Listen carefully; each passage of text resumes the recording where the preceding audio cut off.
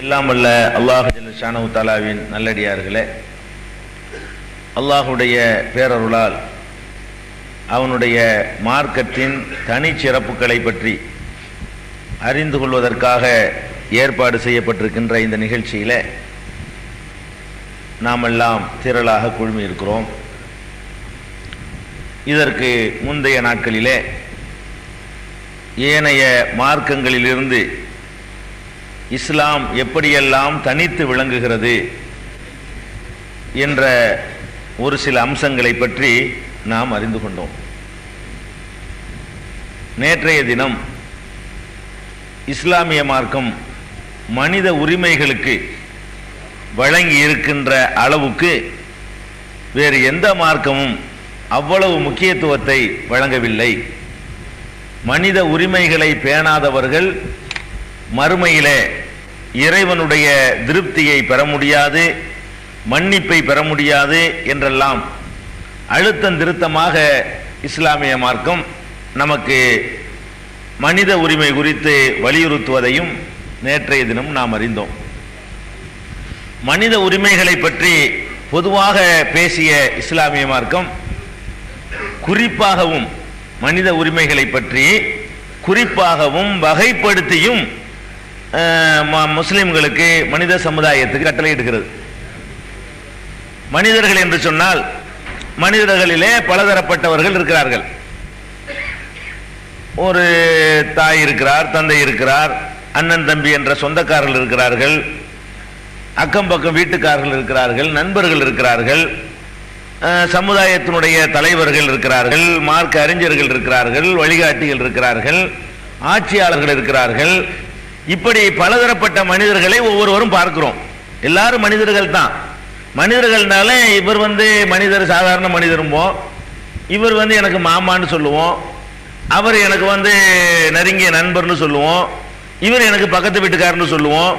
இப்படி மனிதர்கள்லயே ஒவ்வொரு மனிதனுக்கு சில நெருக்கமான மனிதர்கள் இருக்கிறாங்க. ஒவ்வொரு மனுஷனுக்கு நெருக்கமான மனிதர்கள் என்று சில பேர் இருக்கிறாங்க. அந்த நெருக்கமான மனிதர்கள் விஷயத்தில் நடந்து கொள்வதற்கு தனியாக இஸ்லாம் சில வழிமுறைகளை நமக்கு கட்டளையிடுது. மனிதர்களுக்கு நெருக்கமானவர்களையே ரொம்ப நெருக்கமானவர்கள் யார் என்றால் பெற்றோர்கள். மனிதன் சந்திக்கிற உறவுகள்லேயே நெருக்கமான உறவுகள்லேயே முதலிடத்தை பெறக்கூடியவர்கள் யாருன்னு கேட்டா பெற்றோர்கள், தாயும் தந்தையும். ஏன்னு கேட்டா இந்த மனிதன் உருவாவதற்கு அல்லாஹ் அவர்களைத்தான் காரணமாக்கியிருக்கிறான். ஒவ்வொரு மனிதனும் உருவாவதற்கு அவனுடைய பெற்றோர்கள் தான் காரணமாக திகழ்றாங்க. காரணமா அல்லாஹ் தான் இருக்கிறான். அல்லாஹ் அவர்களைத்தான் காரணமாக ஆக்கியிருக்கிறான். அவர்கள் இந்த பச்சிளம் குழந்தையாக இருக்கிற நேரத்தில் நம்மளை ஒழுங்கான முறையில் பராமரித்து வளர்த்திருக்கிறேன்னு சொன்னா நம்ம இன்னைக்கு இந்த உலகத்தில் இப்படி பேசிக்கொண்டு ஆட்டம் போட்டுக்கிட்டு இருக்க முடியாது. நம்முடைய உற்பத்தியில, நம்முடைய வளர்ச்சியில இன்றைக்கு நம்ம ஏதோ ஒரு மாதிரியா இருக்கிறோம்னு சொன்னா அதற்கெல்லாம் காரணகர்த்தாக்களாக அந்த பெற்றோர்களை தான் அல்ல அமைச்சிருக்கிறான். அப்ப இந்த பெற்றோர்கள் என்பது ஒவ்வொருத்தருக்கும் பெற்றோர்கள் இருப்பாங்க. பெற்றோர்கள் யாருமே கிடையாது. பெற்றோர்களை எப்படி ஒரு மனிதன் அவர்கள்ட்ட நடந்து கொள்வது, பெற்றோர்கள் விஷயத்தில் எப்படி நடந்து கொண்டால் அது அல்லாஹ்வுக்கு பிடிக்கும், இதை இஸ்லாம் சொல்லுதுங்க. பெற்றோர்கள் விஷயத்தில் பெற்றோர் விரும்பினவர் நடந்துக்க அப்படின்னு வேண்டாம், மற்றவர்கள் சொல்லலாம். பெற்றோர்கள் விஷயத்தில் நாம் எப்படி நடந்து கொள்வோமையானால் அது இறைவனுக்கு விருப்பமானதா இருக்கும் அப்படிங்கிறதை இஸ்லாம் ரொம்ப தெளிவா விளக்கமா விலாவாரியா வலியுறுத்தி சொல்ற ஒரு காட்சியை பார்க்கிறோம். இப்படி வேற எந்த மார்க்கங்கள்லையும் இப்படி பெற்றோர்கிட்ட இப்படி நடந்துக்க, சொந்தக்காரன்ட்ட இப்படி நடந்துக்க, வந்த விருந்தாளிகள்கிட்ட நீ இப்படி நடந்துக்க, விருந்தாடி நீ போனா இப்படி நடந்துக்க, பக்கத்து வீட்டுக்காரன்ட்ட இப்படி நடந்துக்க என்று சொல்லி எல்லா வகையான மனிதர்கள்ட்டையும் நடந்து கொள்ள வேண்டிய விதங்களையும் அவரவர்களுக்கு உரிய உரிமைகளையும் வகைப்படுத்தி சொல்ற ஒரே மார்க்கம் இஸ்லாமிய மார்க்கம். இது இஸ்லாத்துக்கே உள்ள தனிச்சிறப்புங்க. பெற்றோர்களை ஒருத்தன் பேணி நடக்கலைன்னா முஸ்லீமா இல்லாம போயிடுவான். பெற்றோர்களை பேணி நடந்தா அவன் முஸ்லீம் ஆவான்னு சொல்லி இஸ்லாத்தினுடைய ஒரு அம்சமாக பெற்றோர்களை பேணுவதையும் இஸ்லாமிய மார்க்கம் வலியுறுத்துது. எப்படி எல்லாம் வலியுறுத்துது அல்லாஹ் சொல்றான் பாருங்க. வகலா ரப்புக, உமது இறைவன் விதியாக்கி இருக்கிறான், அல்லா தஅபுது இல்லா இய்யாஹு, அவனை தவிர வேறு யாரையும் நீ வணங்க கூடாது. அல்லாஹ் விதியாக்கி கடமையாக்கி இருக்கிறான். என்ன கடமையாக்கி இருக்கிறான்? அல்லா தஅபுது இல்லா இய்யாஹு, அவனை தவிர வேற யாரையும் நீ வணங்கக்கூடாது. ஒபில் வாலிதைன் இஹ்சானா, பெற்றோர்களுக்கு உதவியா இருக்கணும் என்பது அல்லாஹ் எப்படி சேர்க்கிறான்னு பாருங்க. அது எங்க இருக்கு, இது எங்க இருக்கு? இறைவனுக்கு வணங்குறதும் பெற்றோர் சமமா? பெற்றோருக்கு செய்யறது அவன் சமங்கிறான், அடுத்த ரங்க வைக்கிறான்ல. அல்லாஹ்வை தவிர நீ யாரையும் வணங்கக்கூடாது என்பதையும் அல்லாஹ் விதியாக்கி இருக்கிறான். ஒபில் வாலிதைன் இஹ்சானா, வாலிதைன்னா தாய் தந்தையர்கள், பெற்றோர்கள் விஷயத்துல நல்ல உதவிகரமாக நீ நடந்து கொள்ள வேண்டும், உபகாரம் செய்ய வேண்டும் என்பதையும் அல்லாஹ் விதியாக கடமையாக்கி இருக்கிறான் அப்படின்னு சொல்லி திருமறை குர்ஆன் வலியுறுத்துது. அப்ப இறை வணக்கத்திற்கு அடுத்தபடியாக மனிதன் பெற்றோருடைய உரிமையை தான் பேணணும். அல்லாஹ் வணங்குறதுக்கு அடுத்து ஒண்ணு இருக்குன்னு சொன்னான். இறைவனுக்கு செய்யற வணக்க தொழுகணும் இருக்குல்ல, அதுக்கு அடுத்து ஒரு ரேஞ்சில் ஒண்ணு வைக்கிறதா இருந்தா ஃபர்ஸ்ட் இடம் பெற்றோர்களை பேணி நடத்துவதில் வந்துருது. அதே மாதிரி ஒரு எல்லாரும் கேட்டாங்க, வசதி படைச்சவங்க எல்லாம் எஸ் அல் உனக்க மாதா யும்பிகூன், காசு பணம் வச்சுக்கிறவங்க ரசூலுல்லாஹ்ட்ட கேட்கறாங்க. என்ன கேட்கறாங்க? நாங்க எவ்வளவு செலவு செய்யறது, இறைவனுக்கு நாங்க ஏதோ காசு பணம் வச்சிருக்கிறோம், இறைவனுக்குன்னு நாங்க என்னத்தை செலவு பண்றது அப்படின்னு கேட்கறாங்க. மொத்தத்தையுமேவா, எவ்வளவு அல்லாஹ் தந்திருக்கோம் நம்முடையும் செலவு பண்ணிடுறதா, அல்லது பாதியை பிரிச்சு செலவு பண்றதா, அல்லது கால்வாசியை பண்ணணுமா, அல்லது 10% பண்ணணுமா, நாங்க என்னத்தை எங்கள்கிட்ட இருப்பதில் எவ்வளவு நாங்க செலவு செய்யணும் என்று ரசூல் ஸல்லல்லாஹு அலைஹி வஸல்லம் அவங்கள்ட்ட சில பேர் கேட்கிறாங்க. அல்லாஹ் இந்த கேள்வியை கண்டுக்கிற மாட்டேங்கிறான், இந்த கேள்விக்கு உட சொல்ல மாட்டேங்கிறான். எவ்வளவுங்கிற கேள்வியை விட்டுட்டு நீ எவ்வளவு செஞ்சாலும் எதுக்கு செய்யறேங்கிறதா எனக்கு முக்கியம், நீ எவ்வளவு செய்யறேங்கிறது எனக்கு முக்கியம் இல்லை. நீ நிறைய செய்யலாம், பெருமைக்கு செஞ்ச அரகாசுக்கு மதிப்பு இல்லது. நீ 10 காசு செய்யலாம், அது நல்ல பணிகளுக்கு செஞ்சேன்னா அது என்கிட்ட மதிப்புள்ளதா இருக்குது. அப்ப எதற்காக செலவு செய்யறாய் என்பதுதான் எனக்கு முக்கியம்னு சொல்லிவிட்டு அல்லாஹ் கேட்கிறான். எஸ் அலூனக மாதா யுன்ஃபிகூன், நபியே உம்மிடத்தில் அவர்கள் கேட்கிறார்கள். என்ன கேட்கிறார்கள்? மாதா யுன்ஃபிகூன், தாங்கள் எதை செலவு செய்வது, எவ்வளவு செலவு செய்வது என்று கேட்கிறார்கள். அப்ப அல்லாஹ் என்ன சொன்னான் தெரியுமா?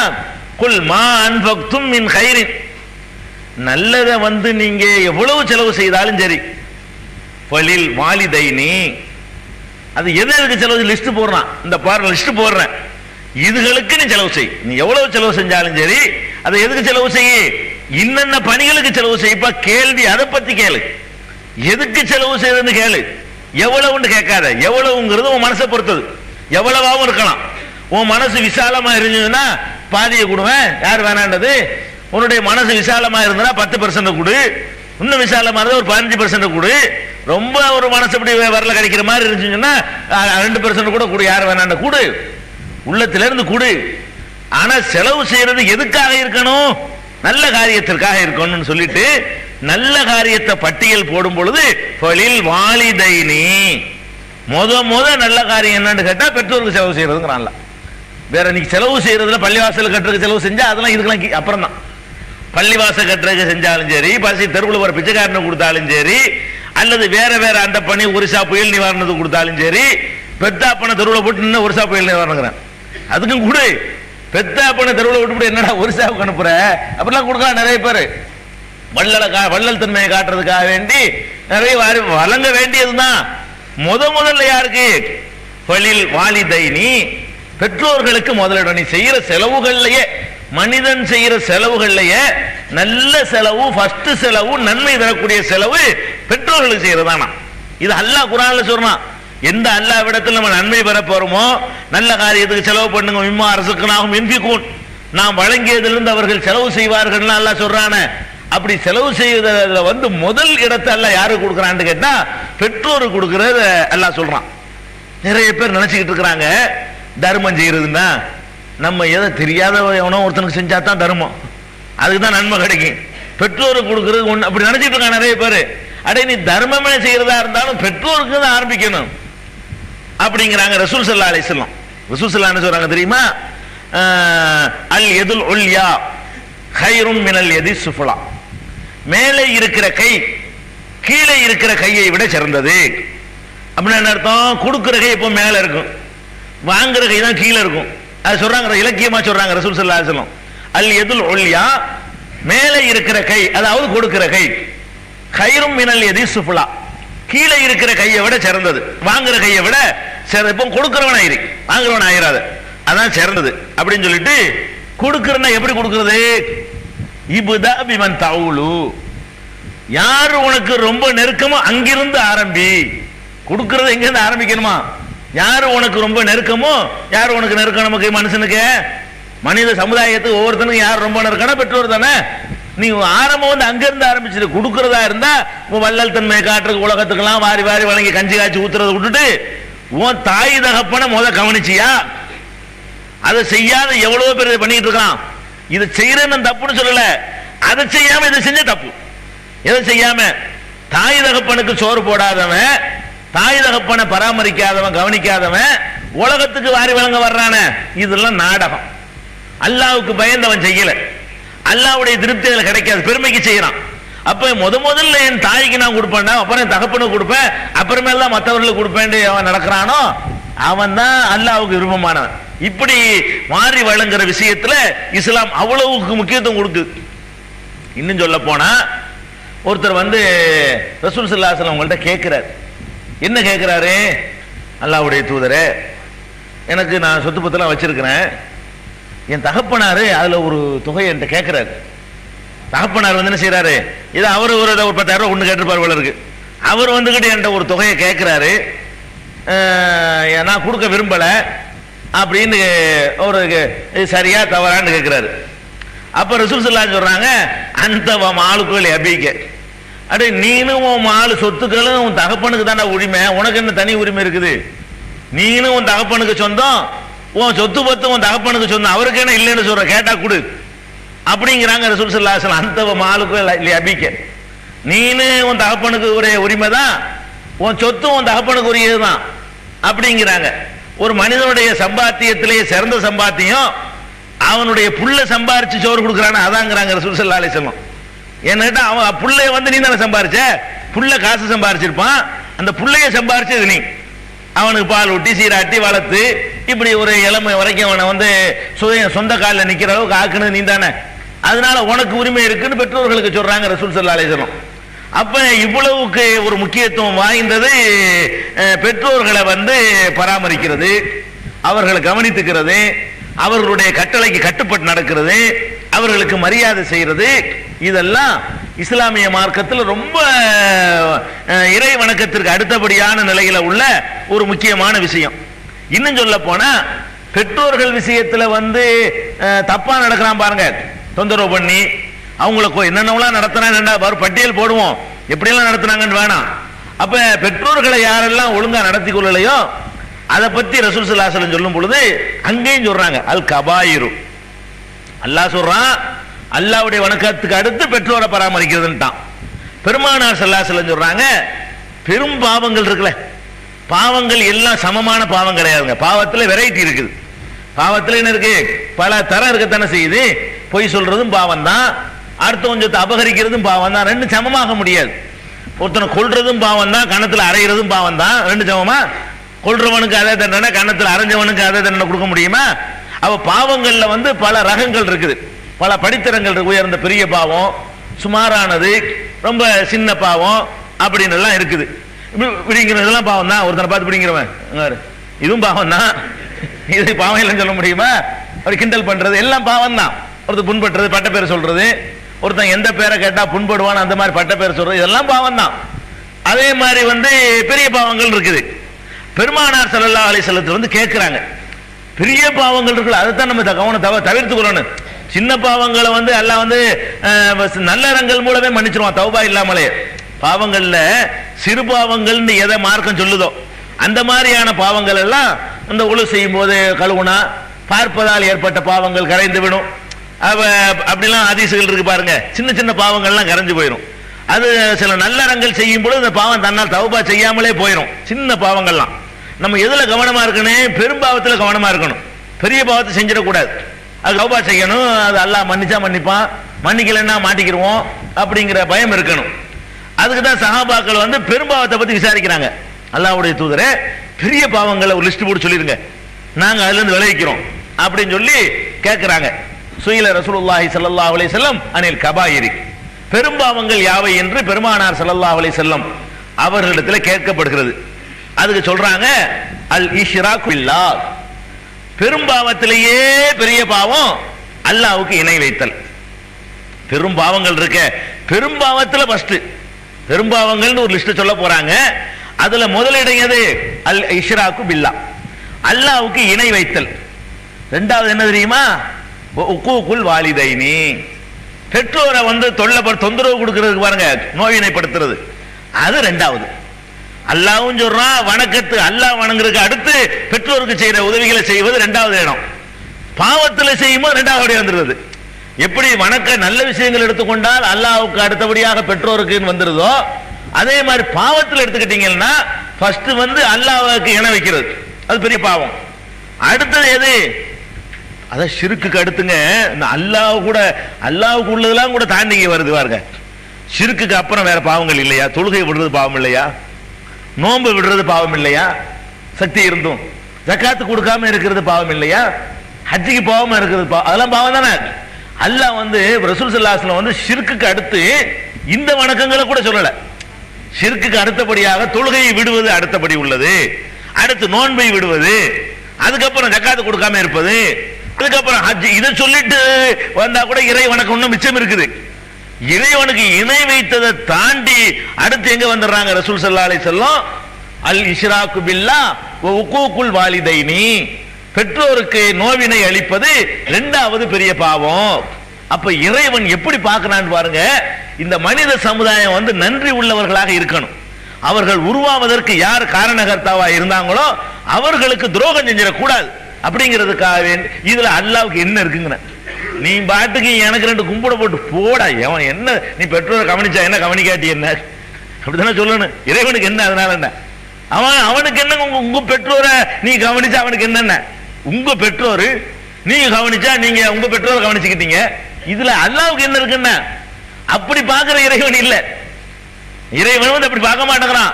எனக்கு இணை வைக்கிறது செய்யலையா, அடுத்து நீ கவனம் செலுத்த வேண்டியது பெற்றோர் விஷயத்தலாம். நாங்க ஷிர்கையெல்லாம் விட்டு விலகிட்டோம்.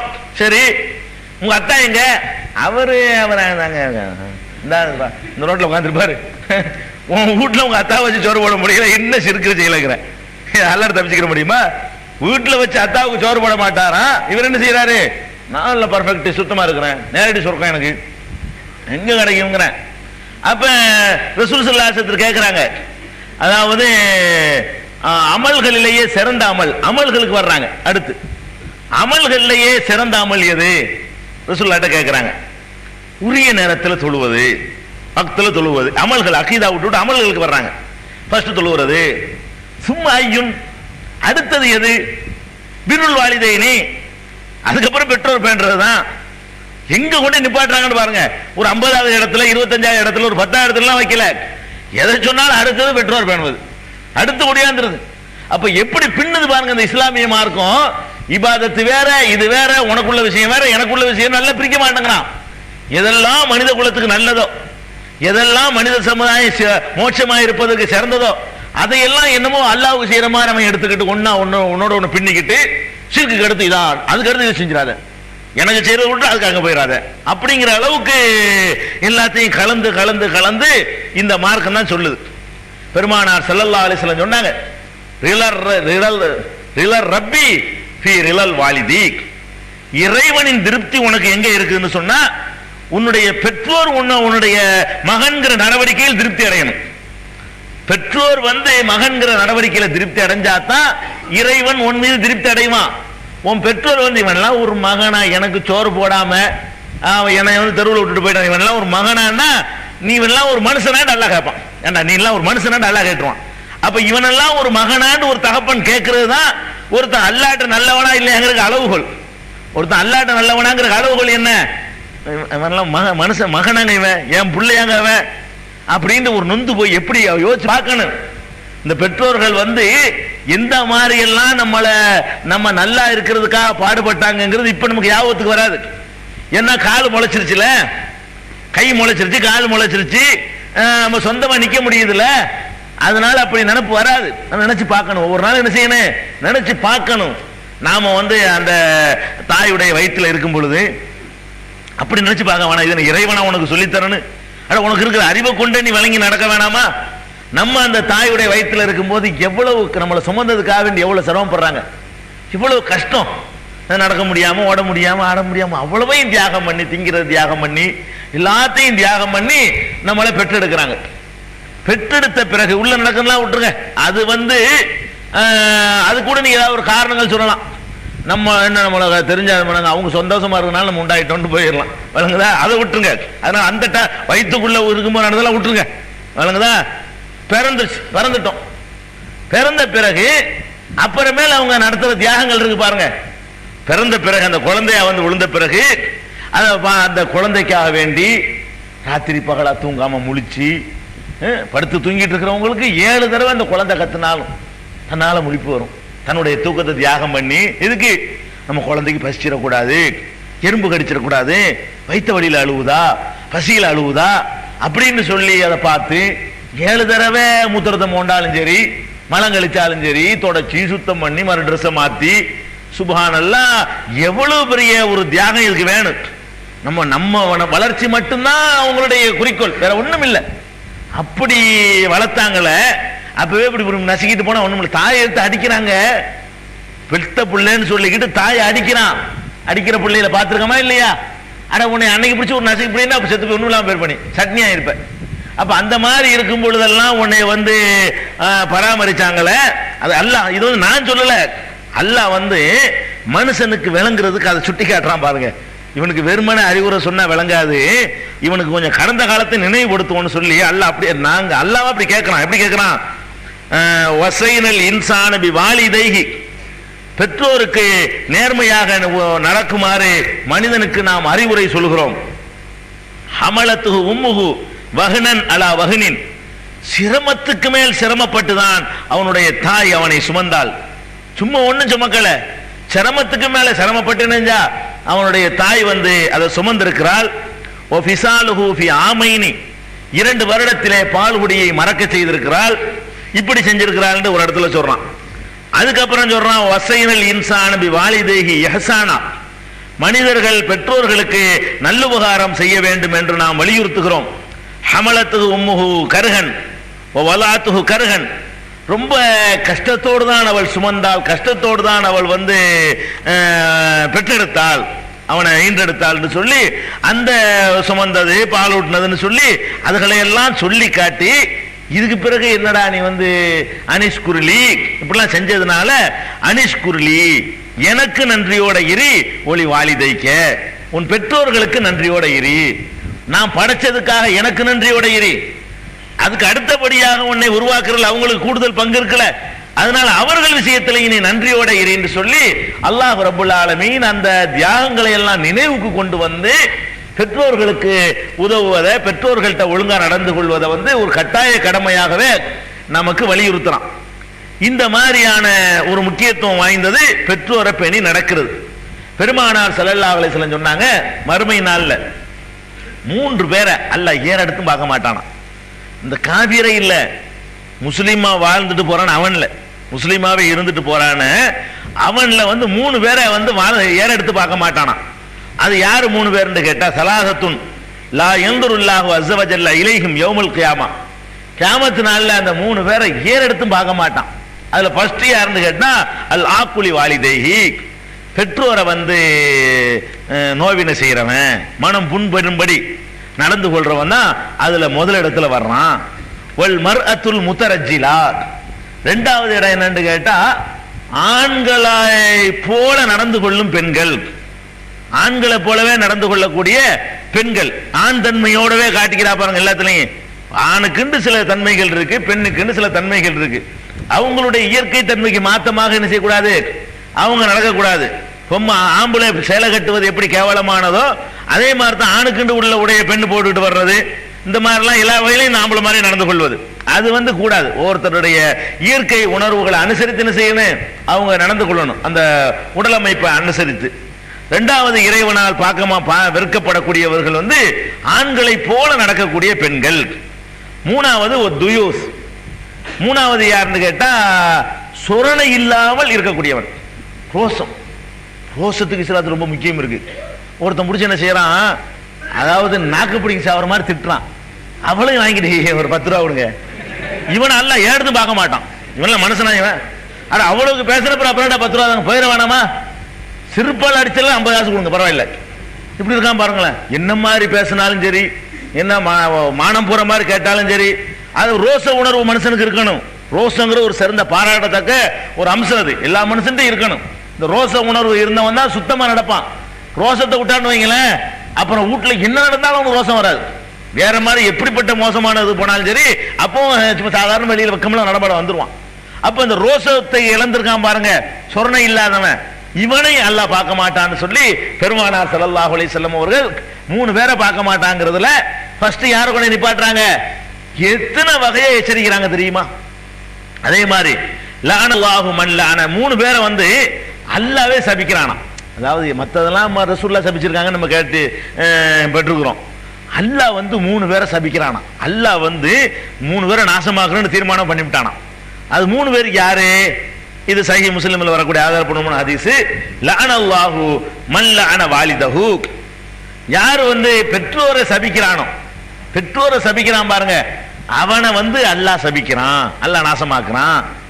லஅனல்லாஹு மன் ஸபஹ லிகைரில்லாஹ், அல்லாஹ்வை தவிர மற்றவர்களுக்கு அறுக்கிறான, நாவூர் ஆண்டவருக்கு அறுத்து பலியிடுறான, மைதீன் ஆண்டவருக்கு ஆட்ட அறுக்கிறான, அவனையும் அல்லாஹ் சபிக்கிறான். 3 பேரை அல்லாஹ் சபிக்கிறானா. அதுல ஆள் யாருன்னு கேட்டா இவன், பெற்றோரை வந்து ஒழுங்கா நடத்தாதவன். 2வது ஆள் யாருன்னு கேட்டா லஅனல்லாஹு மன் ஸபஹ லிகைரில்லாஹ், அல்லாஹ்வை தவிர மற்றவர்களுக்காக வேண்டி அறுத்து பலியிடுறான, அவன் அல்லாஹ் நாசமாக்குறான், சபிக்கிறான், அவன் அல்லாஹ்வுடைய சாபத்துக்கு உரியவன். 3வது யாரு அப்படின்னு கேட்டா லஅனல்லாஹு மன் ஆவா முஹ்திஸன், இஸ்லாத்துல புதுசு புதுசா உண்டாக்குறான் பாருங்க, அவனுக்கு அடைக்கலம் கொடுக்கிறவன், அவனுக்கு உறுதுணையா நிக்கிறவன். இஸ்லாத்துல இல்லாத உண்டாக்குனான்னு சொன்னா அவனுக்கு உறுதுணையாக ஒத்தாசையாக அடைக்கலமா யார் இருக்கிறானோ அவனையும் வந்து அல்லாஹ் வந்து சபிக்கிறான். இன்னொரு ரிவாயத்துல 4, 3 பேருக்கு பதிலா 4 பேர் வருது. அந்த 4வது யாருன்னு கேட்டா லஅனல்லாஹு மன் கய்யர மனார் அர்லி, பூமியில நம்ம வாழக்கூடிய உலகத்துல ஒவ்வொரு இடங்கள்லையும் சில அடையாள குறிகளை வந்து மனுஷன் ஏற்படுத்தி வச்சிருக்கிறான் பூமிக்குன்னு சொல்லி. அந்த அடையாள சின்னங்களை வந்து மாத்திரக்கூடாது. அடையாள சின்னங்களை வந்து மாத்திரவன அல்லாஹ் சபிக்கிறானா. இப்ப கும்பகோணம் அப்படி இப்படி போட்டிருப்பான் அம்புக்குறி, இவன் போய் இப்படி திருப்பி விட்டு வந்துட்டான்னு வைங்க, கும்பகோணம் இங்கிட்டு போயிடுவான். எல்லாரும் இப்படி போயிட்டு இருக்கும்போது ரோட்ல கை காட்டி மாதிரி வச்சிருப்பாங்க, கும்பகோணம் போட்டு அம்புக்குறி இப்படி போட்டிருப்பான். சில பேர் வேண்டாம் என்ன செய்வான், அப்படி திருப்பி இங்கிட்டு விட்டு போயிடுவான். போஸ்டர் ஓட்டுறத மறைக்கிறது. வேகமா வெளியூருக்காரன் வருவான், நள்ளிரவு யார்கிட்ட போய் வழி கேட்பான், அப்படி கேட்க கூடாது. ரோடு பூரா ஒட்டி வச்சுக்கிறாங்க. ரோடு பூரா அந்த போடுறது எதுக்கு? இந்த இடத்துல பாலம் வருகிறது, இந்த இடத்துல வந்து வளைவு இருக்கிறது, அபாயகரமான வளைவு உண்டு ஒரு இடத்துல இருக்கும், அதுல வந்து நச்சுன்னு போய் போஸ்டர் ஓட்டிட்டான்னு சொன்னா இவன் செத்தா யாரு பொறுப்பு? அதுக்கு அது மறைக்கலாமா? இதெல்லாம் மனாருள் அருள், இதெல்லாம் பூமியில இருக்க வேண்டிய அடையாளங்கள். அதே மாதிரி இது இன்னாருடைய இடம், அது இன்னாருடைய இடங்கிறதுக்கு உள்ள கல் வெட்டியிருப்பான், அந்த கல்லத்துக்கு 10 அடி தள்ளி நாட்டி ஊண்டி வச்சுக்கிறது, அவன் இடமாக்குறதுக்காக வேண்டி. இதெல்லாம் வந்து இவனே அல்லாஹ் பார்க்க மாட்டான். பூமிக்கு என்று உள்ள சில அடையாளங்கள் மனிதன் தான் ஏற்படுத்தி இருக்கிறான். இந்த அடையாளத்தை அல்லாஹ் ஏற்படுத்தல, மனிதன் தான் அவனுடைய வசதிக்காக ஏற்படுத்திக்கிட்டான், அது தேவைங்கிறதுக்காக ஏற்படுத்திக்கிட்டான். அப்ப இந்த மாதிரி தேவை என்பதற்காக உள்ள பூமியில் உள்ள அடையாளங்களை மாற்றி அமைக்கிறான் பாருங்க, அவனையும் அல்லாஹ் வந்து சபிக்கிறான் என்று பெருமானார் ஸல்லல்லாஹு அலைஹி வஸல்லம் 4 பேரா சொல்றாங்க. 4ஆ இருந்தாலும் 3ஆ இருந்தாலும் முதலிடம் இவனுக்கு தான். யாருக்கு? பெற்றோரை வந்து தொல்லப்படுத்துறான் பாருங்க, அவன் முதலிடத்துல வந்துடுறான். அப்ப எவ்வளவு பெரிய பாவமாக இது இஸ்லாம் எடுத்துக்கொள்ளுன்னு பாருங்க. அல்லாஹ்வுடைய லானத்துக்கு உரியவன், அல்லாஹ் பார்க்க மாட்டான், பாவத்திலேயே ஷிர்க்குக்கு அடுத்தபடியான பெரும்பாவம், வணக்கத்திற்கு அடுத்தபடியான அந்தஸ்துல உள்ள ஒரு நல்லறம், இப்படியெல்லாம் வந்து வகைப்படுத்தி ரசூலுல்லாஹி ஸல்லல்லாஹு அலைஹி வஸல்லம் சொல்றாங்க. திருக்குர்ஆன் தமிழாக்கம் பி ஜெய்னுலாபிதீன் வெளிவந்து விட்டது 8வது பதிப்பு. அனைவருக்கும் புரியும் எளிய நடை, தேவைப்படும் வசனங்களுக்கு தெளிவான விளக்கங்கள், கலை சொற்களின் விளக்கங்கள், திருக்குர்ஆன் எவ்வாறு அருளப்பட்டது, எவ்வாறு தொகுக்கப்பட்டது என்பது குறித்து முழுமையான விளக்கம். நபிகள் நாயகம் ஸல்லல்லாஹு அலைஹி வஸல்லம் காலம் முதல் இன்று வரை குர்ஆன் பாதுகாக்கப்பட்ட வரலாறு, திருக்குர்ஆன் இறைவனின் வார்த்தைகள் என்பதற்கான அடுக்கடுக்கான ஆதாரங்கள், முந்தைய பதிப்புகளை விட மெருகூட்டப்பட்ட செய்திகள், கூடுதலான பக்கங்கள், அழகிய வடிவமைப்பு, உயர்தரமான பைண்டிங். விலை ரூபாய் 300 மட்டுமே. வெளியீடு மூன் பப்ளிகேஷன், நம்பர் 83/3, முதல் மாடி, மூர்தரு, மண்ணடி, சென்னை 1. போன் 65690810. இன்னும் சொல்ல போனா ஒரு அற்புதமான ஒரு ஹதீஸுங்க. ஒரு மனிதன் சொர்க்கத்துக்கு போவதற்கு நிறைய வழிமுறைகள் உலகத்தில் இருக்குது, நிறைய வழிமுறைகள் இருக்குது. அந்த சொர்க்கத்துக்கு போற வழிகள்லயே ரொம்ப லேசான ஒரு வழி இருக்குது. அந்த வழியை ஒருத்தன் பயன்படுத்தி சொர்க்கத்துக்கு போகலன்னா அவன் உருப்படாம போகட்டுங்கிறாங்க ரசூல் ஸல்லல்லாஹு அலைஹி வஸல்லம். சொல்றாங்க ரஹிம அன்ஃபுன், மூக்குடையட்டு. மூக்குடைகிறதுங்கிறது ஒரு இலக்கிய வார்த்தை. மூக்குடைய என்ன அர்த்தம்? கேவலத்துக்கு அப்படி சொல்லுவோம். சரியா? மூக்குடைஞ்சு மூக்குடைச்சிட்டானா மூக்குடைப்புமோ, மூக்கை போட்டு உடைப்பான். மூக்குடைக்கிறது இல்ல. மூக்குடைப்புனா என்ன அர்த்தம்? ஒரு கேவலத்தை அப்படி சொல்ற வழக்கம் இருக்கு எல்லா மொழிகளையும், அரபிலையும் அப்படி உண்டு. அப்ப ரசூல் ஸல்லல்லாஹு அலைஹி வஸல்லம் சொல்றாங்க ரஹிமான் புன், அவன் அவமானப்பட்டு விட்டான் அப்படிங்கிறாங்க. யாருன்னு சொல்லல. திருப்பி ஒருக்கா ரஹிமான் புன், அவன் கேவலம் தான், அவன் கேவலம் தான், அவனுக்கு கேவலம் தாங்கிறாங்க. திருப்பி ஒருக்கா அவனுக்கு கேவலம் தாங்க, திருப்பி ஒருக்கா சொல்றாங்க ரஹிமான் புண்டு. இதுக்கு இப்படி சொல்றாங்கன்னா சில விஷயங்களை சஸ்பென்ஸ் வச்சா தான் மக்கள் கவனிப்பாங்க. என்ன சொல்றாங்க? முதல்ல கவனிக்காத ஆளுக்க என்னமோ சொல்றாங்க, கொஞ்சம் கூடுதல் கவனிப்பாங்க. ரெண்டாவது சொல்லலன்னு வைங்களேன், இன்னும் கொஞ்சம் ஆர்வம் வரும். அதுக்காக ரசூல் ஸல்லல்லாஹு அலைஹி வஸல்லம் யாருன்னு சொல்லாம கேவலம் தாங்க, கேவலம் தான், கேவலம் தான், கண்டிப்பா கேவலம் தான் அப்படிங்கிறது என்ன ஏதுன்னு எல்லாம் பார்ப்பாங்க. பார்க்க வச்சு இதயத்துல பதிவு செய்யற விஷயத்துல அது ரசூல் ஸல்லல்லாஹு அலைஹி வஸல்லம் ரொம்ப எல்லா துறையிலையும் அப்படி அல்லாஹ் அப்படி செலக்ட் பண்ணியிருக்கிறான். அப்படி ஒரு தூதர். அவருடைய அந்த கிளாஸ் நடத்துற மெத்தேடுனாலதான் இஸ்லாம் அவ்வளவு அழகா போய் இதயத்துல பதிஞ்சது அப்படின்னு சொல்றாங்க 3 தடவை. சஹாபாக்களுக்கு ஆர்வம் பொறுக்க முடியாம யாரு கேவலம் யாரு அப்படின்னு கேட்கிறாங்க. அப்ப ரசூல் ஸல்லல்லாஹு மன் யா ரசூலல்லாஹ், அல்லாஹ்வுடைய தூதர் அவன் யாரை பத்தி நீங்க சொல்றீங்க? அப்ப ரசூல் ஸல்லல்லாஹு அலைஹி சொல்றாங்க மன் அதரக அபவைஹி இன்தல் கிபரி, முதுமையான காலத்தில் யார் தன்னுடைய பெற்றோர்களை அடைகிறானோ. பெற்றோர்களை முதுமையை அடைவது ஒரு பெரிய பாக்கியங்க. எங்க அம்மாவையும் நான் பார்க்கல, அப்பாவை பார்க்கலங்கிறானே, அவன் இந்த வாய்ப்பை இழந்துடுறான் பாருங்க. சின்ன வயசுல அம்மாவை இழந்துட்டவன், சின்ன வயசுல அத்தாவை இழந்துட்டவனுக்கு இந்த சான்ஸ் இல்லாம போயிடுது. முதுமையில தகப்பனை அடைந்து கொள்கிறான். முதிய வயசு அல்லாத வயசுல பெற்றோரை அடைந்து கொள்கிறான், 2 பேரையோ அல்லது அகதகுமா கிளைகுமா, ஒரு ஆளையோ.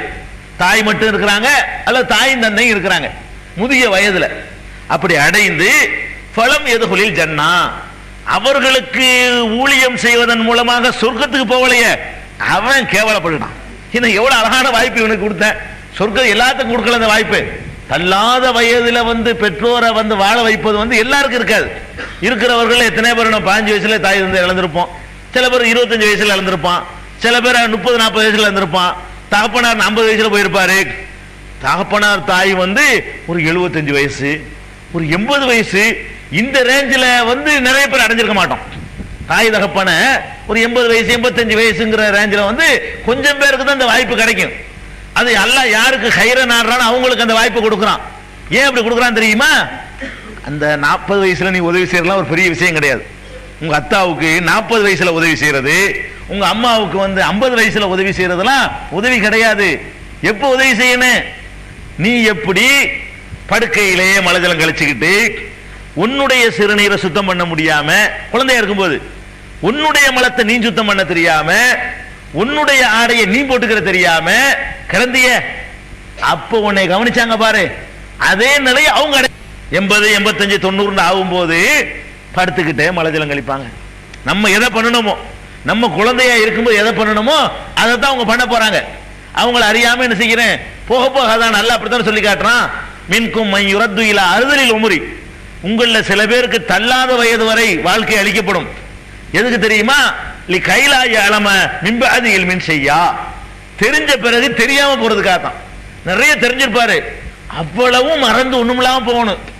மூத்திரம் வந்துருச்சா இல்லையான்னு கூட ஒரு தெரியாது, அந்த அளவுக்கு ஆக்கிவிடுவான். பெரிய விற்பனர் எழுத்தாளராக இருப்பாரு, பெரிய உலகமாக அறிவாளியா இருப்பார், நோபல் பரிசுலாம் வாங்கியிருப்பாரு. 90 வயசுக்கு இருக்கட்டுமே, என்ன ஆகும்? நோபல் பரிசு வாங்குற அளவுக்கு என்னத்தை கண்டுபிடிச்சவரெல்லாம் படுக்கையில மோண்டது தெரியாது அவனுக்கு, அப்படி ஆக்கிவிடுவான். அல்ல எல்லா அறிவையும் எடுத்துக்கிடுவான். தள்ளாத வயசுக்கு வந்துட்டா கிழவன், அதான் குழந்தை தான். குழந்தைக்கு என்ன தெரியும்? அது ஒண்ணும் தெரியாது, அது வாட்டுக்கு மோண்டுகிட்டு இருக்கும். தூக்கி கிழவனத்துக்கு வெளியே போடு, என்னைக்கு இவன் சாவுவான் நினைக்கல. அப்படி பிள்ளைங்க இப்படி நினைக்கலையா? இவன் நினைச்சு பார்க்க வேணாமா? நம்ம அப்படித்தானே இருந்தோம். நம்ம இப்படிலாம் எத்தனை தடவை மடியில மோண்டிருப்போம், எத்தனை தடவை அவர் மடியிலே மோண்டிருப்போம். மடியில மோடல, பெரிய ஆள்காலா போய் குழந்தையா இருக்கிறாங்கள, இவர்கள் நம்ம மடியில தூக்கி வச்சிருக்கோம், மோடல, படுக்கையெல்லாம் மோடுறாங்க. வேணுண்டா செய்யறாங்க. அந்த வயசு போக போக அப்படித்தான் வரும், அப்படித்தான் வரும். தன்னுணர்வு இழந்துருவாங்க, அவங்க கட்டுப்படுத்த முடியாம போயிடும். அந்த மாதிரியான ஒரு நிலைமையை அடையத்தான் செய்வாங்க. இதை விளங்கி அந்த தள்ளாத வயசை அடையும் போது அப்ப செய்யறான் பாருங்க ஊழியம். அதாண்ட சொர்க்கத்துக்கு போறதுக்கு வழி. என்னத்தை போட்டுக்கிட்டு பண்ண போற, வேற என்ன செய்ய போற? அல்லாஹ்வுடைய கடமை தொழுகை நோன்பை நிறைவேற்றி விட்டு மீதி நேரத்தை எல்லாம் நீ அதுல செலவழிச்சு பாரு, சொர்க்கத்துக்கு ஈஸியா ஓடி போயிடலாம், மோட்சத்தை உடனே அடைஞ்சிடலாம். அப்ப முதிய பெற்றோர்கள் 2 பேரையுமோ அல்லது 2ல ஒரு ஆளையோ தள்ளாத வயதில் அடைந்து அவர்களுக்கு பணிவிடை செய்து சொர்க்கத்துக்கு போகாம அலட்சியப்படுத்தி விட்டானே, இவனை விட ஒரு அவமானப்பட்டவன், கேவலப்பட்டவனா இந்த வாய்ப்பை எவனா இழந்துருவானா? இவ்வளவு அற்புதமான ஒரு சான்ஸை எவனா இழந்துட முடியுமான்னு சொல்லி ரசூல் ஸல்லல்லாஹு அலைஹி வஸல்லம் சொல்றாங்க. அப்போ இது பெரிய ஒரு பாக்கியம். இது பெற்றோரை நமக்கு அல்லாஹ் வாழ வச்சு தந்திருக்கு பாருங்களேன். அது அவங்க செஞ்சதுக்கு ஒரு நன்றி கடனை திருப்பி செலுத்துறோம், அந்த கடமையை நம்ம நிறைவேற்றுறோம். அது கடமையை நிறைவேற்றுற மட்டும் எல்லாம் எடுத்துக்க மாட்டேங்கிறான். என்னமோ அவனுக்கு நீங்க ஏதோ தவம் இருந்ததாக, அவனுக்காக நீங்க பெரிய அர்ப்பணிச்சு உங்க இபாதத்தில் ஈடுபட்டதாக அவன் எடுத்துக்கொண்டு சொர்க்கத்துக்கு போற வாசலை திறந்து விடுறான் இதன் மூலமாக. அப்படி ஒரு முக்கியமான ஒரு காரியம் தான் இந்த பெற்றோருக்கு செய்கிற மரியாதை. இதுல ரசூல் ஸல்லல்லாஹு அலைஹி வஸல்லம் ஒரு அற்புதமான ஒரு சம்பவத்தை சொல்றாங்க. பெற்றோரை பேணி நடக்கிறதுனால ஆகிரத்திலையும் நல்லா இருக்குமா, துன்யாவுலையும் நல்லா இருப்பான், துன்யாவுலையும் நல்லா இருப்பான். ரசூல் ஸல்லல்லாஹு அலைஹி வஸல்லம் அப்படி சொல்றாங்க, மன் அஹப்ப அன் யுப்ஸத லஹு ஃபீ ரிஸ்கிஹி, அவனுடைய ரிஸ்க் விசாலமா கிடைக்கணும் என்று ஒருத்தன் ஆசைப்பட்டால், ரிஸ்க் ஆசைப்படுறே இல்லையா, பத்தல இன்னும் கொஞ்சம் தந்தா நல்லா இருக்குங்க, சோத்துக்கெல்லாம் போதுமா தான் எல்லாம் தர்றான் எல்லாத்துக்கும், எவனுக்கு பத்தாம எல்லாம் இல்ல, இதுக்கு மேல மோசமா சஹாபாக்கள் இருந்தாங்க நல்லா தான் வந்துகிட்டு இருக்கிறான், இருந்தாலும் பத்த மாட்டேங்க நமக்கு. அப்ப விசாலமா ஆசைப்படுற, அல்லது சாவுற காலம் கொஞ்சம் தள்ளி போகணும்னு ஆசைப்படுற மனுஷன் 2 ஆசைப்படுறான். நீண்ட ஆயில கொடு, நிறைந்த செல்வத்தை, அதான் கேட்கலாம். அதுல வழங்குத ஒன்னு நீண்ட ஆயில கொடுமா, நிறைந்த செல்வத்தை கொடுமா, அது பரக்கத்தா நிறைய செல்வம் வேணுமா, வயசும் கொஞ்சம் நல்லா அனுபவிக்கிறதுக்கு வயசும் நம்ம வேணுமா அப்படின்னு கேட்கிறோமா இல்லையா? அதை எவன் ஆசைப்படுற, ரசூல் அப்படி சொல்றாங்க, மன் அஹப்ப அன் யுப்ஸத லஹு ஃபீ ரிஸ்கிஹி, நிறைந்த செல்வம் வேண்டும் என்று எவன் விரும்புகிறானோ, அல்லது யுன்ஸலஹு, அவனுக்கு கொஞ்சம் டைம் தள்ளி போட வேண்டும், அத மரணத்தினுடைய டயத்தை என்று எவன் விரும்புகிறானோ, அவன் ஃபல் யஸில் ரஹிமஹு, அவன் உறவினர்களோடு ஒட்டி வாழட்டும். உறவினர்ல ஃபர்ஸ்ட் தாய் தகப்பன் இல்லையா, நீ அதை ஒழுங்கா செய்யாம அல்லாஹ் அப்படி உனக்கு தருவான், எடுத்து போடுவான், அல்லாஹ் உலகத்திலே எடுத்து போடுவான். அப்ப தாய் தந்தையரை ஒழுங்கா பராமரிப்பதன் மூலமாக அல்லாஹ் ரிஸ்குகளையும் உலகத்திலையும் வாரி வாரி வழங்குவான். வேற வேற நம்முடைய இக்கட்டான நேரங்களில் உள்ள பிரச்சனைகள்ல இருந்து அல்லாஹ் நம்மளை காப்பாற்றுவான். அதுக்கு அந்த சம்பவம் நம்ம அடிக்கடி கேள்விப்பட்ட சம்பவம், முன்காலத்தில் நடந்ததுன்னு சொல்லி பெருமானார் ஸல்லல்லாஹு அலைஹி வஸல்லம் நமக்கு சொன்ன சம்பவம். அந்த குகையில மாட்டிக்குவாங்களே, எல்லாருக்கும் தெரிஞ்ச சம்பவம், தெரியாதவர்கள் இருக்கிறதுனால சுருக்கமாக அதை சொல்லுவோம். ரசூல் ஸல்லல்லாஹு அலைஹி வஸல்லம் சொல்றாங்க, முன்காலத்தில் 3 பேர் பிரயாணமா போறாங்க, 3 பேர் பிரயாணம் பண்ணி போறாங்க, பாலைவனத்தில் போயிட்டு இருக்கிறாங்க. பாலைவனத்தில் போயிட்டு இருக்கும்போது மழை பெய்யுது. மழை பெஞ்சாங்க, இந்த மரஞ்செடி கொடியா இருக்கு, ஒண்ணுமே இருக்காது பாலைவனத்தில், வீடுகள் இருக்கா, ஒதுங்கிறதுக்கு ஒண்ணுமே இருக்கா, சத்திரங்கத்தில் ஒண்ணுமே இருக்காது, பாலைவனம் தானே. அதிகபட்சமா பாலைவனத்தில் என்ன இருக்கும்னா அங்கங்க மலைகள் இருக்கும், மலை. அப்ப இப்ப ஒரு மலைக்கிட்ட போயிட்டு இருக்கும்போது மழை பெய்யுது. மழை பெஞ்ச உடனே அந்த மலை அடிவாரத்தில் போய் ஒதுங்குறாங்க. போய் பார்த்தா ஒரு குகை மாதிரி தெரியுது, மலைக்குள்ள ஒரு ஓட்டம், குகைண்ட தெரியுமில்ல, குகை ஹிரா, குகையில தான் ரசூலுல்லாஹ் இருந்திருக்காங்க, கார ஹிராவுல. அப்ப அந்த குகையில போய் உள்ள நுழைஞ்சிடறாங்க, மலையிலேருந்து காப்பாத்துறதுக்காண்டி. கொட்டுன்னு கொட்டுது, இந்த குகையில போய் ஒண்டிக்கிடுவோம், பாலைவனத்தில் வேற எங்க போய் ஒன்றது, மலையில போய் உள்ள நுழைஞ்சுக்கிட்டாங்க. இந்த குகையில நுழைஞ்ச கொஞ்ச நேரத்துல மழை வேகமா அடிச்சதுல மேல இருந்த ஒரு பாறை உருண்டுகிட்டு என்னமோ சொல்லி வச்ச மாதிரி சக்குன்னு அந்த குகை வாசல்ல விழுந்துருச்சு, அடைச்சிருச்சு. உருண்டு வந்த பாறை, மழை நேரத்தில் பாறைகள்லாம் உருளும், மழை பெய்யக்கூடிய நேரத்தில் செய்யும், பாறைகள்லாம் உருண்டு வந்துற சமயத்தில் உருண்டு என்ன செய்யுது, அந்த போங்க போங்க நிறைய எழுதி போடுங்கம்மா. அப்ப குகையை அடைச்சிருச்சு, வாசலை அடைச்சா என்னங்க ஆகும், அதாவது குகையை அடைச்சிருச்சுன்னா உள்ள இருந்து கத்துனா வெளியே சவுண்டு வராது, வெளியே சவுண்ட் வந்தாலும் எவன் போக போறான் பாலைவனத்துல? வீடா ஊரா? ஒருத்தன் இல்லாட்டி ஒருத்தன் கேட்கறதுக்கு. இவங்கள மாதிரி 6 மாசத்துக்கு பிறகு நட்சத்திர திருவிழா அந்த பக்கம் நடந்து போனாதான் உண்டு. உள்ள மாட்டிக்கிட்டாங்க. கத்துனாலும் எங்கேயும் அந்த சத்தம் போய் சேராது, வெளியே வராது, பாறை அடைச்சிட்டதுனால. 3 பேருக்கு தள்ள முடியுதானே? தள்ள முடியல. பெரிய பாறை, 3 பேரால் அந்த பாறை என்ன செய்ய முடியல? தள்ள முடியல. அப்ப இவங்களுக்கு நிலைமை என்ன? முடிஞ்சு போச்சு கதை. இவங்க நிலைமை என்ன? கதை முடிஞ்சிருச்சு, அவ்வளவுதான். வெளியே வர முடியலன்னா இருக்கிற சோறு எப்ப முடியுதோ, இருக்கிற தண்ணி எப்ப முடியுதோ, அது எவ்வளவு நேரத்துக்கு நம்ம உயிரை தக்க வச்சுக்கிறோமோ அதுக்கப்புறம் காலி. முடிஞ்சு போச்சா கதை? அந்த நிலைமைக்கு அவங்க ஆளாகிட்டாங்க. 3 பேருக்குமே தெரிஞ்சு போச்சு. என்ன தெரிஞ்சிருச்சு? நம்ம லைஃப் காலி, முடிஞ்சு போச்சு. இனிமே நம்ம மீள்றதுக்கு மனித சக்தியை கொண்டு ஒன்றும் கிடையாது. நம்ம அல்லாட்ட முறையிடுவோம். நம்ம என்ன செய்வோம்? அல்லாட்ட கேட்போம். அல்லாஹ் எல்லாத்துக்கும் கிருபையாளன் அப்படின்னு சொல்லி முடிவெடுக்கிறாங்க. முடிவெடுத்துட்டு எப்படி கேட்கறது? அவர்களுக்குள்ளே ஒரு மஷூரா பண்றாங்க. நம்ம எப்படி கேட்கணும்னா, நம்ம இறைவனுக்குன்னு சொல்லி எந்த கெட்ட நோக்கம் இல்லாம அல்லாஹ்வுக்குன்னு சொல்லி சில காரியங்களை சில நேரங்களில் ஒரு மனிதன் செஞ்சிருப்பான். உலகமே எதிர்த்து நிற்கும் போது அது மாதிரி எல்லா நேரத்திலும் செஞ்சிட்டு இருக்க மாட்டான். ஒவ்வொரு மனிதனுடைய வாழ்க்கையிலையும் அவன் அல்லாஹ்வுக்குன்னு ஒரு காரியத்தை இப்போ ஒரு கட்டத்தில் செஞ்சிருப்பான். அவன் யோசிச்சு பார்த்தா அவனுக்கு வெறும் இது இறைவனுக்கு தான் நான் செஞ்சேன்றது தெரியும். எவன் முகஸ்துதிக்கெல்லாம் செஞ்சிருக்க மாட்டான். அது மாதிரி ஒரு காரியத்தை ஒவ்வொருத்தரும் செஞ்சிருப்போம். அவைகளை நினைவுக்கு கொண்டு வந்து அதை சொல்லி, யா அல்லாஹ் இது உனக்காகத்தான் நாங்கள் செஞ்சோம், எங்களை கொஞ்சம் காப்பாற்றுவேன் அப்படின்னு நம்ம அல்லாட்ட கேட்கணும் இந்த தீர்மானம் பண்ணிக்கிட்டு 3 பேரை அல்லாட்ட கேட்குறாங்க. எப்படி கேட்குறாங்க? அவர் ஒவ்வொருத்தரும் செஞ்சிருப்பாங்கல்ல அந்த நல்ல காரியத்தை சொல்லி. ஒருத்தர் சொல்றாரு, எனக்கு ஒரு சித்தப்பா மக இருந்தா, ரொம்ப அழகா இருந்தா, எனக்கு நான் வசதியா இருந்தேன், அவன் ஏழையா இருந்தாங்க, அவளை தவறான முறையில் அடையிறதுக்கு நான் ஆசைப்பட்டேன், ஒத்துக்கிறவே இல்லை. ரொம்ப வறுமை என்கிட்ட உதவி கேட்கிற நிலைமைக்கு அவங்க தள்ளப்பட்டாங்க. அந்த நேரத்தை பயன்படுத்தி நான் அவளை அடையலாண்டு, முறைகேடாக அடையலாண்டு நம்ம நினைக்கும் பொழுது அல்லாஹ் பயந்துக்கிட்டான். யாரும் உலகத்தில் யாரும் அதை பார்க்கல, என்னைய நான் அதை பயன்படுத்தி இருக்க முடியும். இத்தகையில் அல்லாஹ் பயந்துக்கிட்டு ஒரு வார்த்தை தான் சொன்னான். அப்படியே அந்த வார்த்தை எனக்குள்ள ஒரு தாக்கத்தை ஏற்படுத்தி அந்த உணர்வுகளை மழுங்கடிச்சு நடுக்கத்தை உண்டாக்கி நான் உடனே அந்த காரியத்திலிருந்து விலகிக்கிட்டேன். போதுமான உதவியை கொடுத்து அனுப்பி விட்டுட்டேன். யாரெல்லாம் நான் இதை தவிர்த்து கொண்டு உனக்காத்தான். எவனும் என்னை பயங்காட்டல, எவனும் என்னை பார்க்கல. அப்ப அந்த நேரத்தில் நான் அந்த செயலில் இருந்து காப்பாற்றி கொண்டது உன்னுடைய அச்சத்திற்கு தான் நான் செஞ்சேன். இதை நான் உனக்காக செய்ததாக நீ கருதினால் எங்களை அந்த குகையிலிருந்து காப்பாத்து. பிரார்த்தனை பண்ணோன்னு அந்த குகை கொஞ்சம் விலகுது. இந்த கொஞ்சம் விலகுறது எதுக்கு உதவும்னா, காற்று சுவாசிப்பதற்கு உதவுமே தவிர மனிதன் வெளியேறி வர்ற அளவுக்கு பத்தாது. காத்து ஏதோ மூச்சடிச்சு செத்து போகாம இருக்கலாம், அந்த அளவுக்கு எல்லாம் இணைஞ்சிட்டான். கொஞ்சம் அப்படி லேசா அப்படி பாரு, இன்னொரு பரண்டு அது தற்செயலா விலகிற மாதிரி விலகிடும், உருண்டு விலகிடும். அடுத்தவர் பிரார்த்தனை செய்யறாரு. 2வது ஆளு, யா அல்லாஹ் இந்த மாதிரி ஒருத்தன் நான் வேலைக்கு வச்சிருந்தேன், வேலைக்கு வச்சிருக்கும் போது அவன் கூலி வாங்காம போயிட்டான். அவன் கூலியை வச்சு என்ன செய்யறன்னு சொல்லி கொஞ்ச நாள் வேலை பார்த்தான், என்கிட்ட கூலி வாங்கல. என்ன பண்ற இந்த கூலின்னு சொல்லி அதை வச்சு ஒரு ஆட்டை வாங்கி விட்டேன். அந்த ஒரு ஆடு 2 ஆடா போனுச்சு, 2 ஆடு 10 ஆடா போனுச்சு. அப்புறம் ஒரு ஆட்டு பண்ணையே உண்டானுச்சு. அதை கொண்டு மாடு வாங்கி விட்டு அதுவும் வளருது.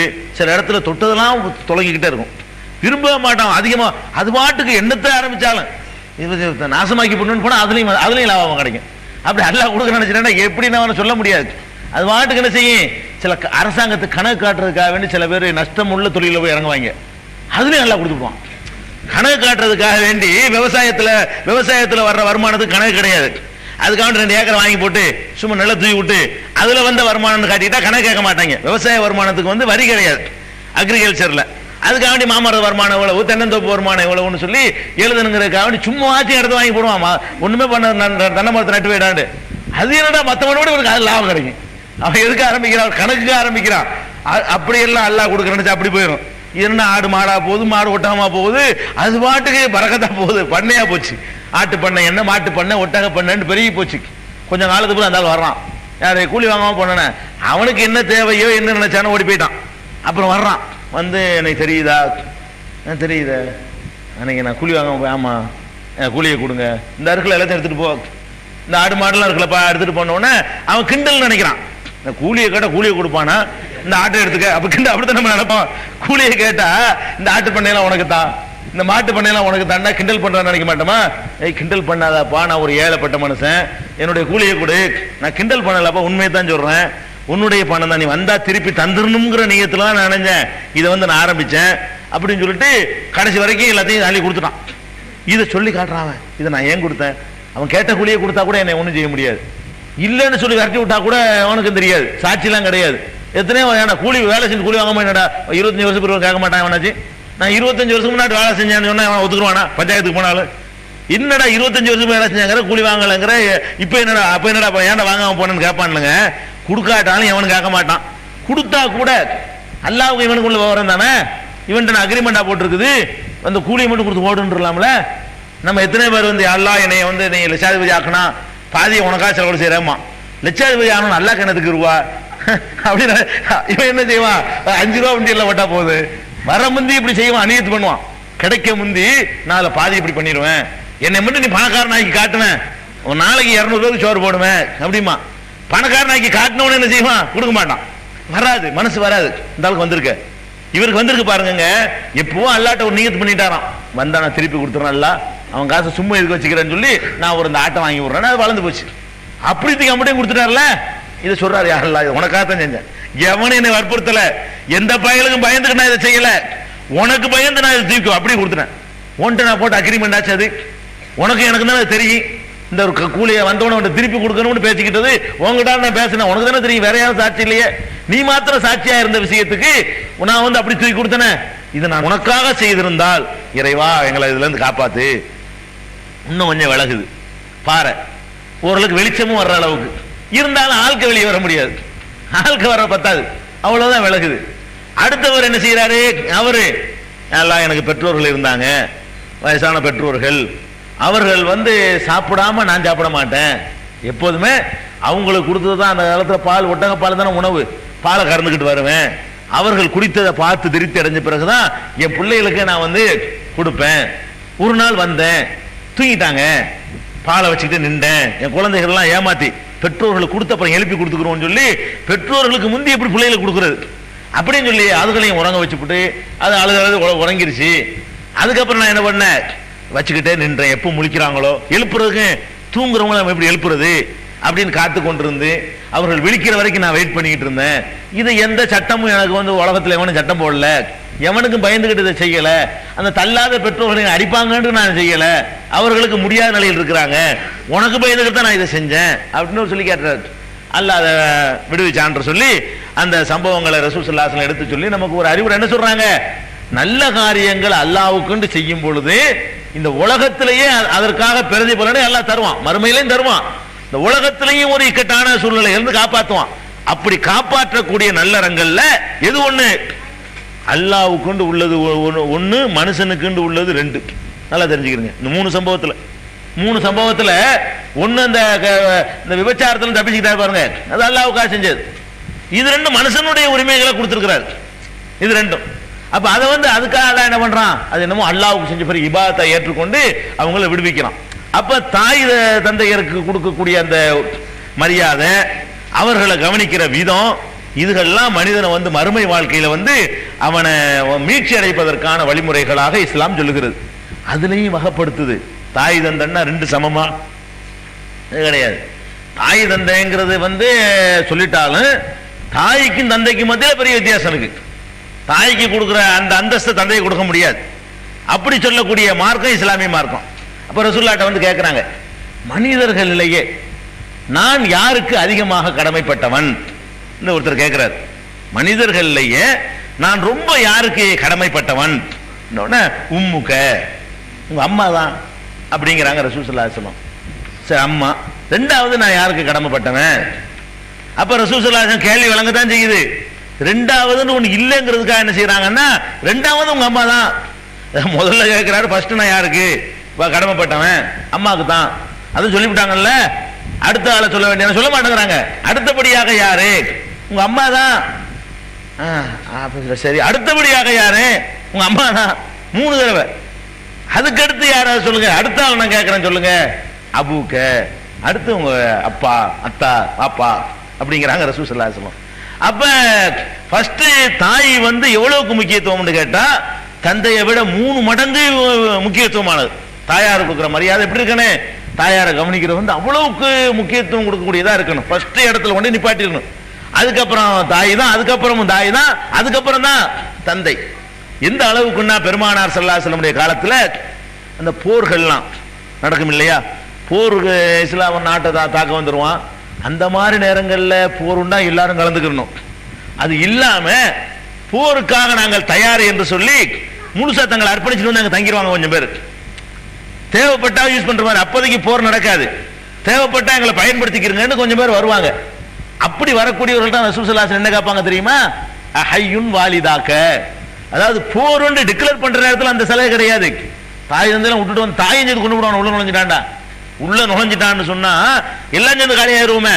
அது வந்து எமர்ஜென்சி, அவசர நிலை நேரத்தில். சாதாரண நேரத்தில் வந்து அந்த போருக்காக வேண்டிய படை திரட்டி ட்ரைனிங் கொடுப்பாங்கல்ல, அவர்களுக்கு ரசூலுல்லாஹ் கேட்கிறேன்னு தெரியுமா, அஹய்யுன் வாலிதாக்க, உன்னுடைய பெற்றோர்கள் உசுரோடு இருக்கிறாங்களா, இருக்கிறாங்க, போய் அவங்களுக்கு செய்யற சேவையை செய். அது இல்லாதவங்களுக்கு நாங்கள் ட்ரைனிங் கொடுத்துக்கிறோம். பாப்பா அம்மா இல்லாத ஆளுக்கு இருக்கிறாங்கல்ல, அவங்களுக்கு ட்ரைனிங் கொடுத்துக்கிறோம். நீ போய் எந்த வேலையை பாரு, அல்லாஹ்வுக்கு செய்யற வேலை செஞ்சது போக மீதி நேரம் இருந்தா உங்க அம்மா அத்தாவுக்கு போய் வேலை செய், அந்த பணிவிடையை செய். அப்போ ஃபீஹிமா ஜாஹித், அங்க போய் ஜிஹாத் பண்ணியா, என்ன ஜிஹாத் பண்ண போறிய அப்படிங்கிறாங்க ரசூல். இது வந்து சாதாரண நேரம், அதுக்காக வேண்டி எமர்ஜென்சி நேரத்துக்கு இல்லை. எமர்ஜென்சி நேரத்தில் எல்லாத்தையும் விட்டு ஓடி போயிடணும். காலத்தில் இறங்கக்கூடிய நேரம் வந்துருச்சுன்னா முன்னாடியே ஒரு குழுவை நியமிச்சு ட்ரைனிங் கொடுத்து அது பணமாக வச்சிருப்பாங்களே, அதுக்கு வருவதற்கு ரசூல் ஸல்லல்லாஹு அலைஹி வஸல்லம் என்ன ஷரத்து போடுறாங்க, உன் தாய் தந்தை இருக்கிறாங்களா, தாய் இருக்கிறாங்களா, தகப்பனார் இருக்காங்களா, போய் அவங்கள வந்து இது பண்ணு. ஒருத்தர் ஹிஜ்ரத்து பண்ணி வர்றாரு, யமன்ல இருந்து, யமன் நாட்டில் இருந்து ஹிஜ்ரத்து பண்ணி வர்றாரு. ஹிஜ்ரத்துக்கு எவ்வளோ முக்கியமான வணக்கம், அல்லாஹ்வுக்காக வேண்டி வீடு வாசல்லாம் இழந்துட்டு வர்றாரு. வந்து என்ன சொல்றாருன்னா, அல்லாஹ்வுடைய தூதரே, நான் வந்து விட்டு ஒடையான்ட்டேன், ஊரை விட்டு வந்துட்டேன், எங்கள் அம்மா அப்பாவெல்லாம் அழுது புலம்பிக்கிட்டு இருக்கிறாங்க, நீ அழுது தொலைஞ்சிட்டு போன்னு நான் வந்துட்டேன் அப்படிங்கிறார். ரசூல் ஸல்லல்லாஹு என்ன செய்கிறாங்க, முதல்ல திரும்பி போ, முதல்ல திரும்பி போனி அவர்கள் அழ வைத்தது போல அவங்களை சிரிக்க வை முதல்ல போய். ஏன்னா அவர் ஹிஜ்ரத்து பண்றது அது ஒன்றும் நீங்க கவனிக்கணும். ஹிஜ்ரத்துங்கிறது மக்காவுல இருந்து புறப்பட்டு போற ஹிஜ்ரத்து இல்லை, அந்த மாதிரி யமன்ல இந்த சூழ்நிலை இல்லை. ஹிஜ்ரத்து நன்மை வரணுங்கிறக்காக எல்லாம் அங்க கிளம்பி வர ஆரம்பிச்சாங்க, அதுக்கு சொன்னாங்க அது ஒரு நன்மை தான். அது அந்த அளவு கொடுமைகள் இல்லாத பகுதியிலிருந்து வரும் பொழுது தாய் தந்தையெல்லாம் அவங்க சந்தோஷத்தோட திருப்திகரமாக அங்கிருந்து என்ன செய்யணும், புறப்பட்டு வரணுமே தவிர அவங்க அள வச்சுக்கிட்டு அவங்களை கவனிக்க யாரும் இல்லாம வச்சுக்கிட்டு அந்த மாதிரிலாம் பண்ணிடக்கூடாது. அப்படிங்கிற அளவுக்கு பெற்றோருக்கு வந்து மரியாதை கொடுக்கணும், அவங்களை கவனிக்கணும். சில நேரங்களில் பெற்றோர்கள் வந்து நம்ம கொள்கைக்கு மாத்தமா இருப்பாங்க. ஒருத்தர் இஸ்லாத்தை ஏற்றுக்கொள்வாரு, அவங்க அம்மா இஸ்லாத்தில் இருக்க மாட்டாங்க, காஃபிரா இருப்பாங்க. அவங்க தகப்பனாரு முஸ்லீமா இருக்க மாட்டாரு. இவருடைய நிலைமை என்ன, முஸ்லீமா இல்லையா, அவங்களுக்கு கட்டுப்படுறதா, அவங்க சொல்ல கேட்கறதா, அவங்கள இது பண்றதாங்கிற நினைப்பு வரும். அல்லது முஸ்லீமாவே இருப்பாங்க, இவர் வந்து குர்ஆன் உள்ளபடியும் நபி ஸல்லல்லாஹு அலைஹி வஸல்லம் வாழ்க்கை முறை பிரகாரமும் ஒரு சுன்னத்தா நடக்கணும்னு இவர் நினைக்குவாரு. அவங்க அம்மா அப்பா எப்படி இருப்பாங்கன்னா, எதை அல்லாஹ் சபிப்பானோ நான் ஒரு ஆண்டவருக்கு ஆர்டர் இருக்க சொல்லுவாங்க அவங்க. அப்ப அல்லாஹ் சபிக்கிற காரியத்தெல்லாம் செய்யணும்னு அவங்க சொல்லுவாங்க. அப்ப எல்லா கபூர்ல போய் கும்பிட சொல்லுவாங்க. இப்படியான பெற்றோர்களை நம்ம பெற்றிருப்போம். எல்லாருக்கும் அப்படி இருப்பாங்க, கரெக்டா இருப்பாங்கன்னு சொல்ல முடியாது. அந்த மாதிரி பெற்றோர்களை பெற்றவர்களை இங்க இருக்கத்தான் செய்யறோம். அப்ப என்ன நடந்துக்கிறது, அப்போ மரியாதை கொடுக்க முடியுமா, கொள்கையில் என்ன மரியாதை தூக்கி போடணுமா, என்ன செய்யணும் அப்படின்னு வருதுல. அதுக்கு அல்லாஹ் அழகான சொல்றான், ஒயின் ஜாஹதாக்க அலா அன் துஷ்ரிக பி மா லைஸ லக பிஹி இல்முன். அல்லாஹ் சொல்லி காட்டுறான், ஃபலா துதீஹுமா, உனக்கு அறிவு இல்லாத விஷயங்கள்ல எனக்கு இணை வைக்குமாறு அவர்கள் வற்புறுத்துவார்களே ஆனால், உன்னுடைய தாயின் தந்தையும் எனக்கு இணை வைக்குமாறு என்னுடைய கட்டளைக்கு மாறு செய்யுமாறு அவர்கள் வற்புறுத்துவார்களே ஆனால் ஃபலா துதீஹுமா, அந்த விஷயத்தில் அவர்களின் கட்டளைக்கு நீ கட்டுப்படாத. அதே நேரத்தில் வசாஹிபுஹுமா ஃபித் துன்யா மஅரூஃபா, துன்யாவுல உலக விஷயங்கள்ல அவர்களோடு நல்ல முறையில் நடந்துக்க.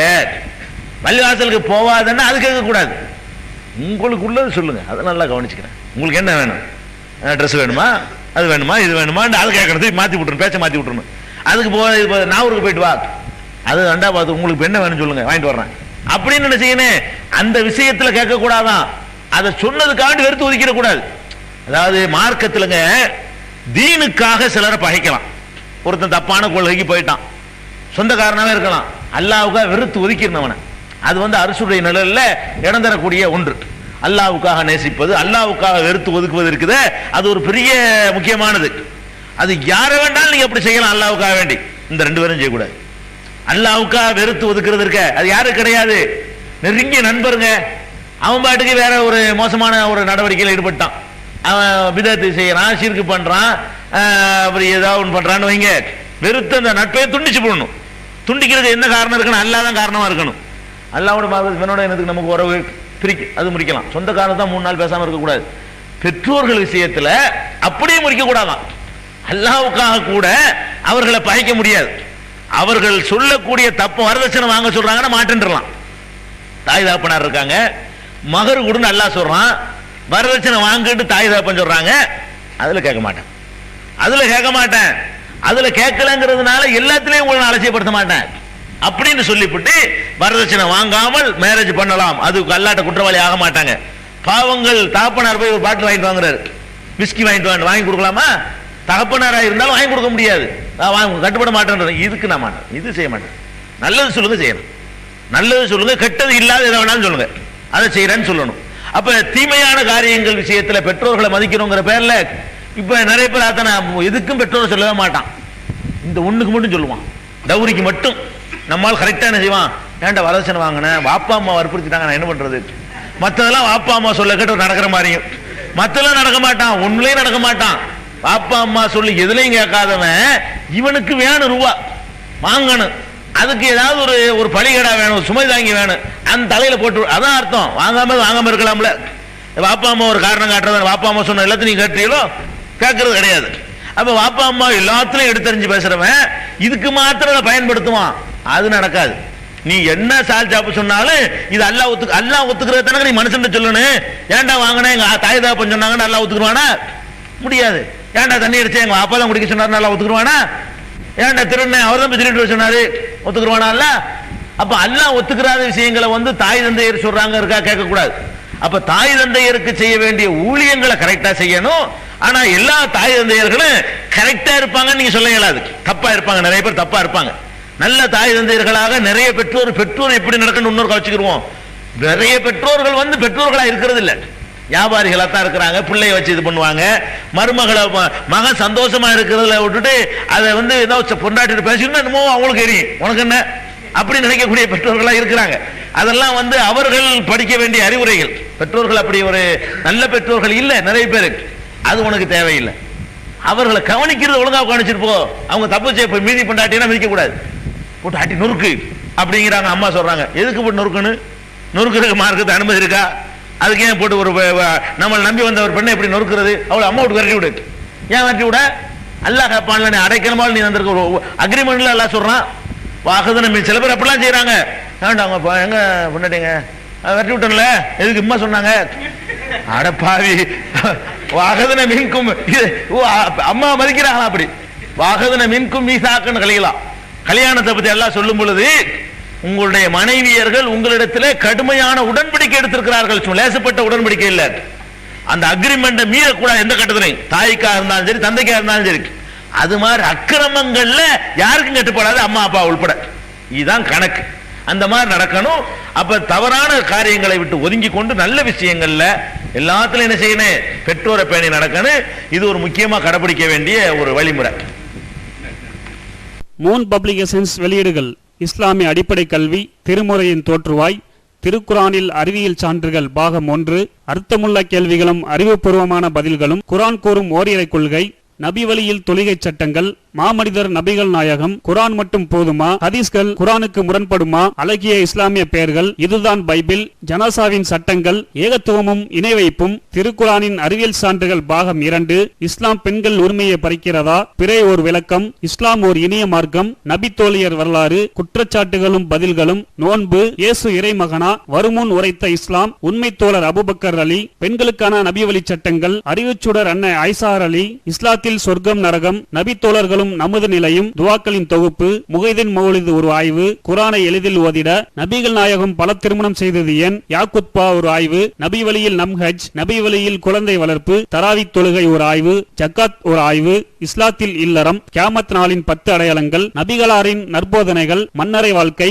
பைபிளில் நபிகள் நாயகம், இஸ்லாத்தின் பார்வையில் பில்லி சூனியம், தர்கா வழிபாடு, நபிகளாரின் இறுதி நாட்கள், இஸ்லாமிய கொள்கை, சரியான ஹதீஸ்களும் தவறான ஹதீஸ்களும், சந்திக்கும் வேளையில் கொள்கை விளக்கம், மார்க்கம், பேய் பிசாசு உண்டா, கற்பனை கதைகள், நவீன பிரச்சனைகளும் தீர்வுகளும், தப்லிக் தாகலிம் தொகுப்பு, சுபகானா மௌலிது ஒரு ஆய்வு, மனிதனுக்கேற்ற மார்க்கம், நேர்ச்சையும் சத்தியமும், மனனம் செய்வோம், விளக்கப்பட்ட உணவுகள், அர்த்தமுல்லா இஸ்லாம், குர்பானியின் சட்டங்கள், தொழுகை, இஸ்லாத்தின் பார்வையில் கனவுகள், இஸ்லாமிய திருமணம், இறைவனிடம் கையேந்துங்கள், மீராஜும் அதன் படிப்பினைகளும், வேதம் கொடுக்கப்பட்டோர் யார் மற்றும் prophet Mohammed the greatest man மற்றும் CD டிவிடிகள் கிடைக்கும் இடம் மூன் பப்ளிகேஷன் 83/3 மூர் தெரு, முதல் மாடி, மண்ணடி, சென்னை 1. Phone number 65690810.